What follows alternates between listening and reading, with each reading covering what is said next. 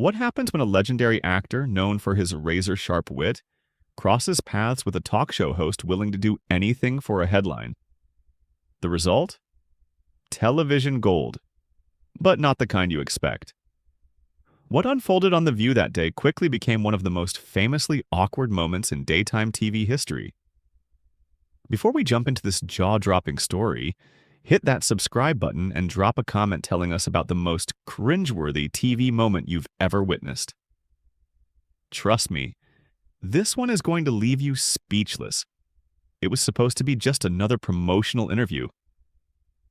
Russell Crowe, an actor with decades of experience, from epic historical dramas to intimate character-driven films, was no stranger to talk shows. The View, with its lively panel of co-hosts, seemed like just another stop on his publicity tour. But Joy Behar had a very different plan that morning. What began as a routine chat about acting quickly escalated into a tense, unforgettable showdown. Even before Crowe stepped onto the set, the energy in the studio was charged. Backstage, whispers circulated about Behar's mood. She'd arrived early, pacing, muttering about making this interview memorable. Ratings from the previous week had disappointed executives, and Behar saw this as her chance to create a moment that would dominate headlines. When Crowe finally walked out, the audience erupted in applause. He greeted them with his trademark confident smile, seemingly unaware of what was about to unfold. The other co-hosts, Whoopi Goldberg, Sarah Haynes, and Alyssa Farah Griffin, welcomed him warmly, genuinely curious about his latest project. But Behar? She leaned back, arms crossed, studying him like a predator sizing up its prey. "Russell, welcome back to The View," Whoopi began, her tone friendly. "Tell us about your new film. It looks fascinating." Crowe settled in, effortlessly recounting his character's journey and the grueling preparation for the role. His rich voice captivated the audience, painting vivid images of remote locations and intense training. "The thing about this character," Crowe explained, "is that he represents something that seems lost in today's world. A sense of honor, of doing what's right, even when it costs you everything. I think audiences are craving that kind of genuine heroism." And that's when Behar struck. "Oh, please," she interrupted, her tone dripping with disdain. "Authentic heroism from someone whose job is playing pretend? Let's talk about real heroism, standing up for women's rights, for example, rather than just playing tough guys on screen." The studio went silent. The co-hosts exchanged uneasy glances. Crowe's relaxed smile shifted into a guarded expression, though his voice stayed calm. "I'm sorry, Joy, but I don't quite understand," he said evenly. "Are you saying actors can't have opinions about moral courage?" Behar leaned in, sensing a crack in his composure. "It's easy to talk about honor when you're reciting lines written for you, but in the real world, where's that same conviction? Where were you during the women's marches? Where's your voice on reproductive rights?" Crowe responded, his tone steady, almost measured. "I wasn't aware that appearing here today required a political litmus test. I thought we were here to discuss film and storytelling." "Everything is political, Russell," Behar shot back, her voice rising. "Your silence is a statement. Your privilege is showing. Frankly, I expected more from someone of your stature." The audience murmured, uncomfortable with the tension in the air. Whoopi attempted to step in, but Behar waved her off, unstoppable now. She was laser-focused, determined to make her point. "Joy," Crowe said carefully, "I respect your passion, but I think you may be making assumptions about me that aren't entirely fair. Am I wrong?" Behar's reply was sharp, cutting, and just like that, a routine interview had transformed into a clash that would be remembered for years. A collision of Hollywood prestige and daytime TV bravado, leaving audiences around the world glued to the screen, unsure whether to laugh, wince, or gasp. "Then enlighten us, Russell," Behar snapped. "Tell us about all the causes you've championed, your activism. Because from where I'm sitting, all I see is another privileged white man coasting on fame without taking any real stands. The other co-hosts looked mortified. Sarah Haynes cringed visibly, while Alyssa Farrah Griffin seemed desperate to change the subject. But Crowe, he remained composed. There was now a glint in his eye, a spark that suggested Behar had pushed him further than she realized. "You know, Joy," he said quietly, "there's something fascinating about your approach here. You seem to value the public performance of political beliefs more than the private actions themselves. That's an interesting worldview." Behar's eyes narrowed. "Don't you dare turn this around on me. I've been fighting for progressive causes since before you were famous. I've risked my career for what I believe in. Have you?" Crowe leaned in, his calm tone carrying a subtle edge. "Or have you simply found a way to monetize outrage?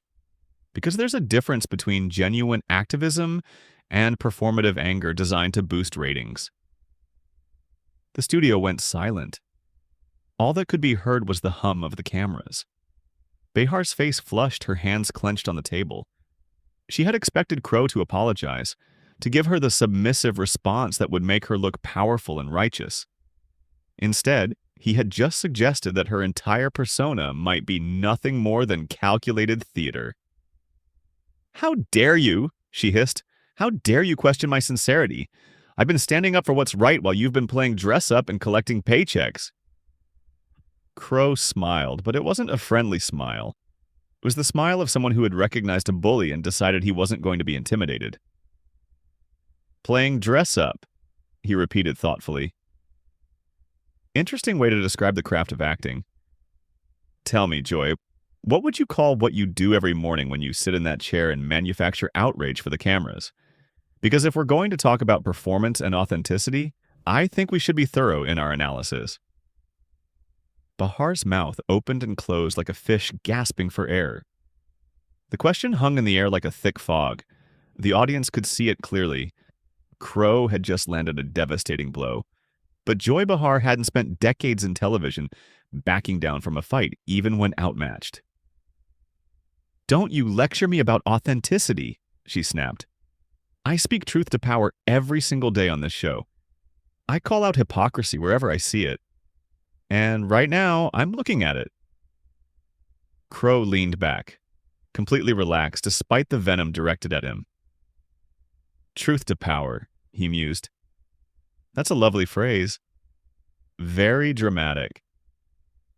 Tell me, when was the last time you actually challenged someone with real power? Not a guest who can't fight back without looking like a villain. Someone who could actually affect your career." The question landed like a sledgehammer. Behar's face went from red to pale, because deep down, she knew the answer. The View's format was built to attack safe targets.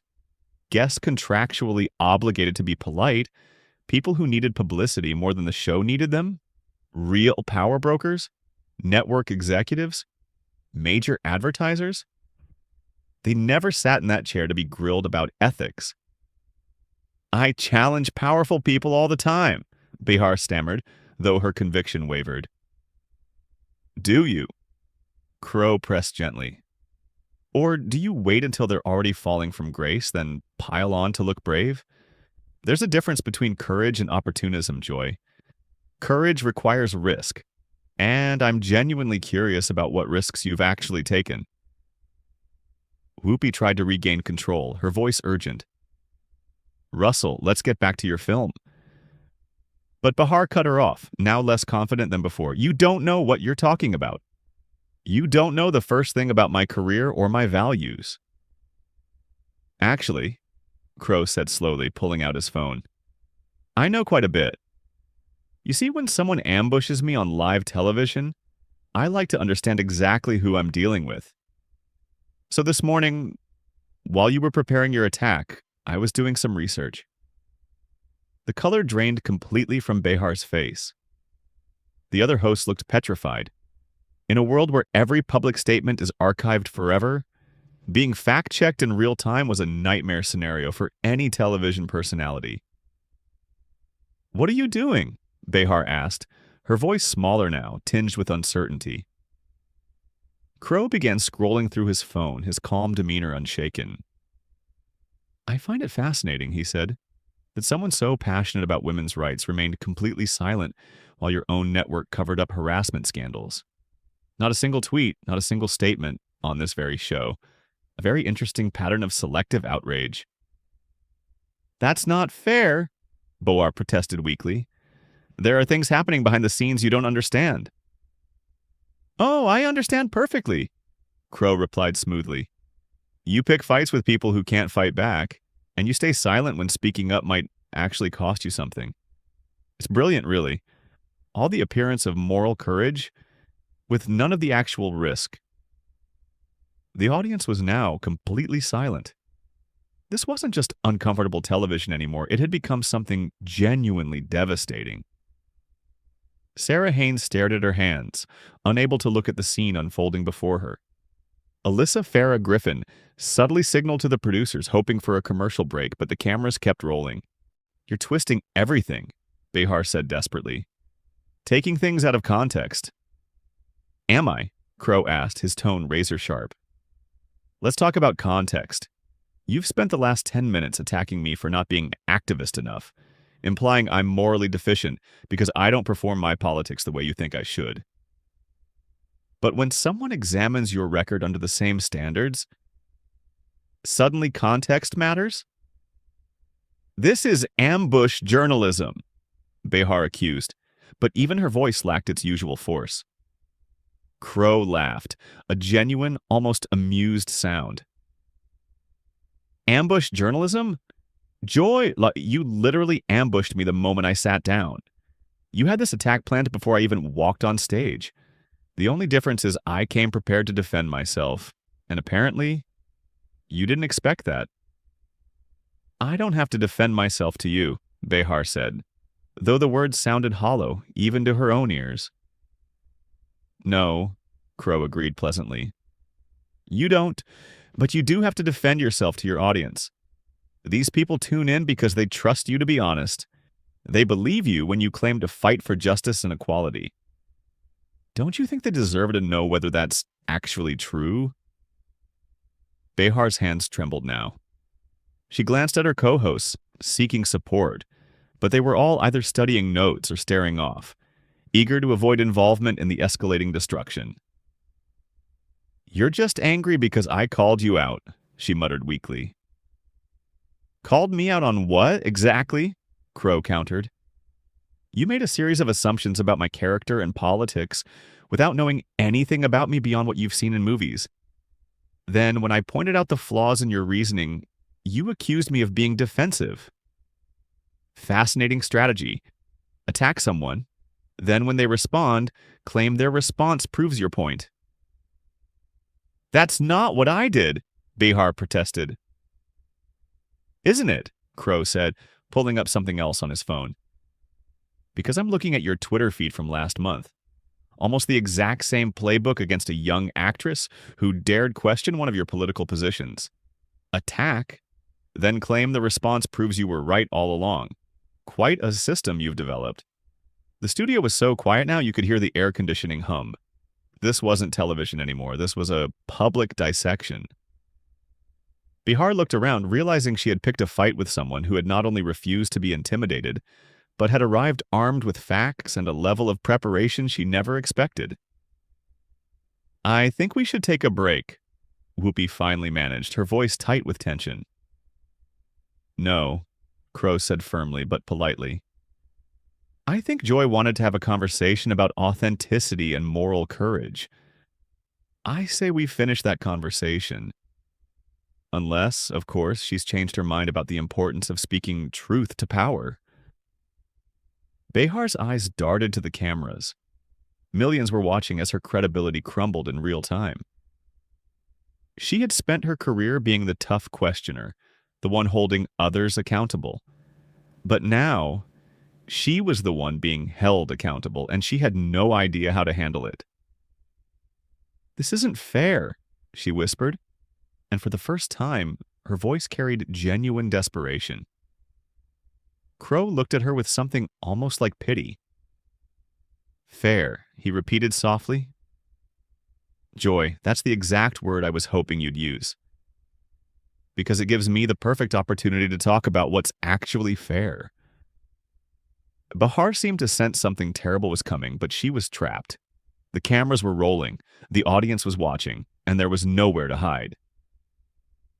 Is it fair, Crowe continued, his voice calm but piercing, to ambush a guest on live television with personal attacks designed to humiliate them for your own entertainment? Is it fair to assume the worst about someone you've never met, based purely on your own prejudices? Is it fair to build a career, tearing people down while hiding behind the pretense of moral superiority? Each question landed like a hammer blow. Behar's breathing grew shallow, sweat forming on her forehead, despite the studio's air conditioning. You wanted to talk about privilege, Crowe said, putting his phone away and looking directly at her. So let's talk about it. You have the privilege of this platform, this microphone, this audience. You have the privilege to attack people who can't fight back without risking their careers. And you've used that privilege to become exactly the kind of bully you claim to oppose. Stop, Behar whispered, barely audible.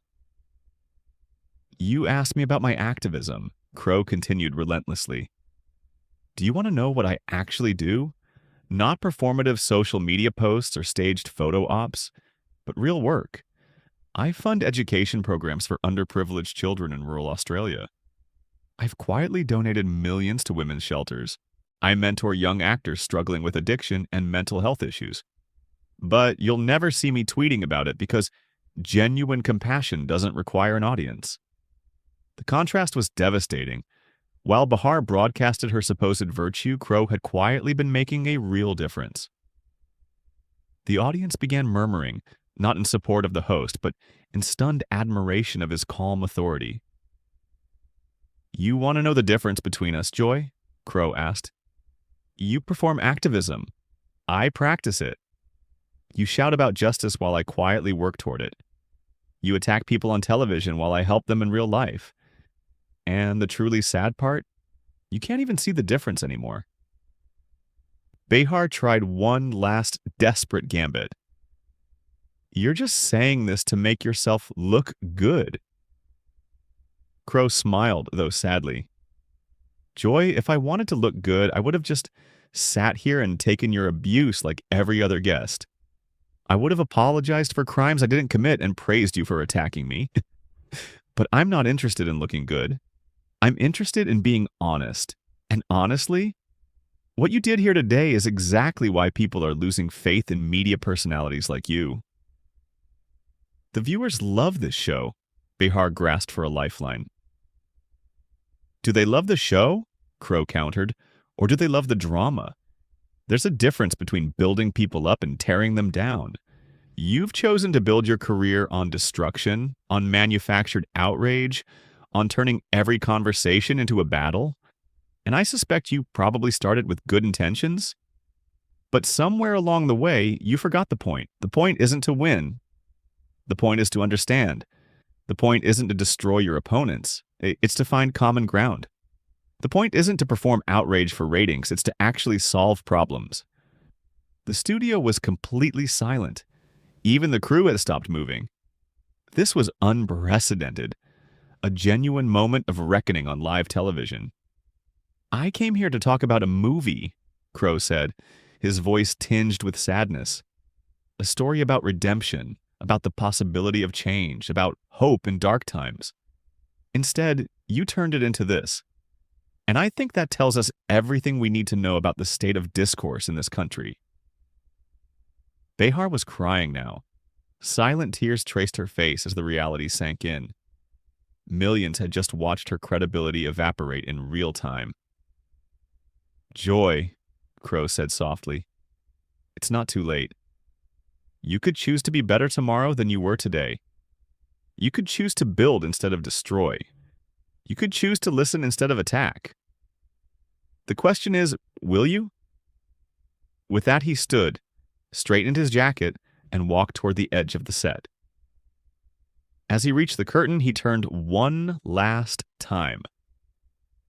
Ladies, he said to the other hosts, thank you for having me. I hope your viewers consider what they've seen here today and think about the kind of discourse they want to support going forward. And then he was gone, leaving behind a shattered host, a traumatized panel, and a studio full of people who had just witnessed something unforgettable. Behar remained in her chair, staring at the space he had occupied, unable to process what had just happened. The cameras finally stopped rolling, but the damage was done. In under 30 minutes, her carefully constructed persona had been systematically dismantled by someone who refused to play by her rules. The other hosts sat in stunned silence, knowing they had just been part of television history, but not the kind anyone would want to remember. What was supposed to be a routine interview had become a masterclass in how quickly things can go wrong when someone finally decides to fight back. One thing was clear: Joy Behar had picked the wrong target, and Russell Crowe had just delivered a lesson she would never forget. So, what do you think about this incredible confrontation? Have you ever seen someone completely outmaneuvered on live television like this? Drop a comment below and let us know your thoughts. And don't forget to subscribe for more unbelievable moments from the world of entertainment.